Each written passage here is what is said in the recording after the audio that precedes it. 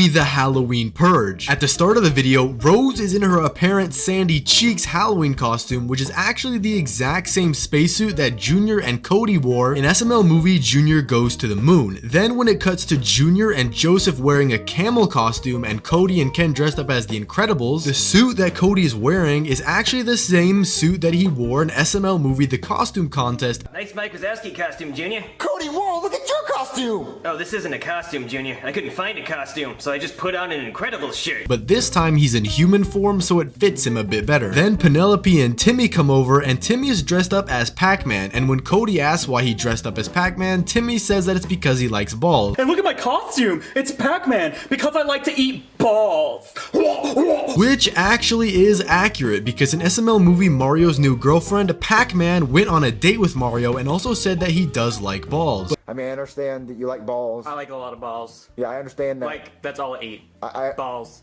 I understand that, but then when Penelope asks what Junior's costume is supposed to be, Junior says that he's a camel with no back half because Joseph went home. And then Timmy offers to be Junior's back half, but then Cody yells over him and says that he's gonna be the back half. Well, what are you supposed to be, Junior? I'm half a camel because Joseph stopped being the back half. Ew, I'll be your back half! No, Timmy, I already called dibs. Look, guys, no one's gonna be my back half. Let's just go trick-or-treating. Okay, I'll get the grocery bags. But this makes no sense. Why would Cody want to be Junior's back half in front of Timmy when he just threw away Ken to hide from Timmy a few seconds ago to show that he's loyal to only Timmy? Then it cuts to Brooklyn Guy and Karen dressed up as a mermaid and Spider-Man, but the Karen puppet is actually the same puppet in SML movie Jeffy's New Dad, and she was apparently Patrick's mom for an episode, because when Mario had to go use the bathroom, he went to a bush, but it turns out Patrick was playing hide and seek inside of it, and when he screams for his mom, Karen dressed up as a mermaid shows up. Then Brooklyn Guy says that he doesn't want to give out his Hershey's cookies and cream on Halloween, and Karen forces him to. But this already happened in last year's Halloween episode when Brooklyn Guy was handing out candy and didn't want to hand out his Reese's Pieces, but Karen gave them to Jeffy anyway. I don't know who that is, so you can have fun passing out the candy, but don't give them my Reese's Pieces.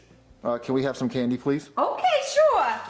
There you go. Happy Halloween. More. Jeffrey, no, come on. And Karen even mentions later in the video that he did the same thing last year, which is referencing that SML movie. Then when Jeffy and Marvin steal all of Brooklyn Guy's candy, they run home and Rose asks if they're already done trick-or-treating, and Jeffy says no, they saw the hash-slinging slasher. Wow, are you guys done trick-or-treating already? No, we saw the hash-slinging slasher. Which is a reference to their SpongeBob costumes, because in an episode of SpongeBob, there was a killer known as the hash-slinging slasher. Then because of Jeffy stealing Brooklyn Guy's candy, Judge Poobie declares that all crime is legal until midnight. So Brooklyn Guy gets all of his friends together to kill Jeffy. But the mask that he's wearing is actually the same exact mask that he wore in SML movie The Purge when he was gonna kill Junior, and in SML movie Jeffy's Birthday Wish when he tried to scare the moon but it didn't work. Then at the end of the video, when Brooklyn Guy realizes it's 11:59 p.m, he says that he's not gonna try to kill Jeffy and that it's actually not Brooklyn Guy, and instead he's gets mad over stolen candy guy. It's not even worth it.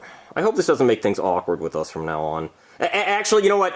It's not really me, Brooklyn Guy. It's gets mad over stolen candy guy. Yeah, I'm a different person. So next time you see me, it'll be Brooklyn Guy, not me.